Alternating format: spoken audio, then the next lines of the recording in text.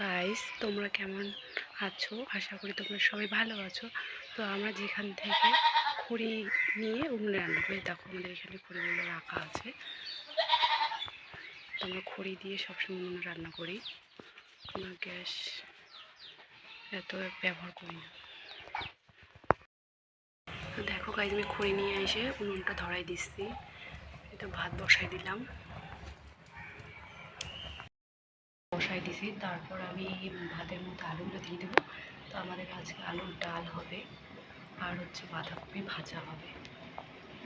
দেখো, তোমাদের সব দেখাবো আস্তে আস্তে। গাইস দেখো, আমি বাঁধাকপিটা ঝুড়ি ঝুড়ি করে কেটে রাখলাম।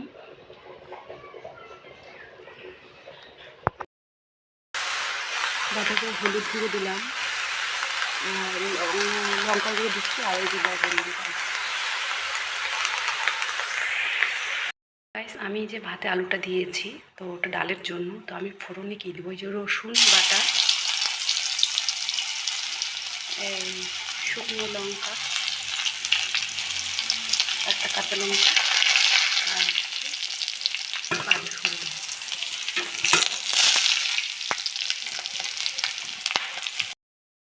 আমার আলুর ডালটা রান্না করা শেষ। এখন আমি ধনে পাতা দিয়ে দিব।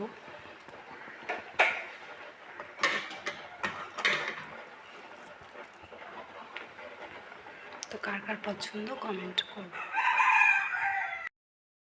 গাইস, আমার রান্না কমপ্লিট। এই যে বাঁধাকপি তরকারিটা, আর হচ্ছে এখানে এই যে আলুর ডাল।